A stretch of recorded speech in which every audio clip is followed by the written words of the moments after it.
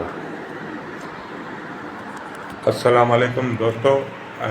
आऊँ वज़ीर अली राठौर, प्राइमरी उस्ताद पेटे अलफियो टाउन जो जनरल सेक्रेटरी। अदा शरीफ़ के स्पेशली रिक्वेस्ट कंदो असांजे सदर साहब के रात जो 2:30 बजे बलोचिस्तान वेलोसि पंहिंजी फैमिली सां।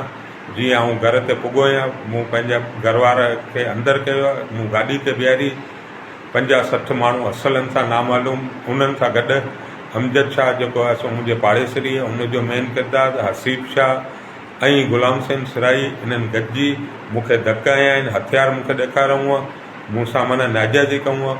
ऐं स्पेशली असांजे ज़िले जो सदर ऐं टाउन जो जनरल सेक्रेटरी गुलाम मुस्तफ़ा मेंगल ऐं अदा शरीफ़ दुनिया खे रिक्वेस्ट कंदुसि त मूंखे इंसाफ़ वठाए ॾे ऐं मूंसां इंसाफ़ कयो वञे। ऐं महिरबानी साईं, इहो ॾिसो मूंखे धक हुआ, पिस्टल जा कुंदा हुआ, हीअ तव्हां ॾिसी सघो था। सॼो राति जो 2:30 बजे मूंखे रतो चाण घर जे ॿाहिरि कयूं आहे।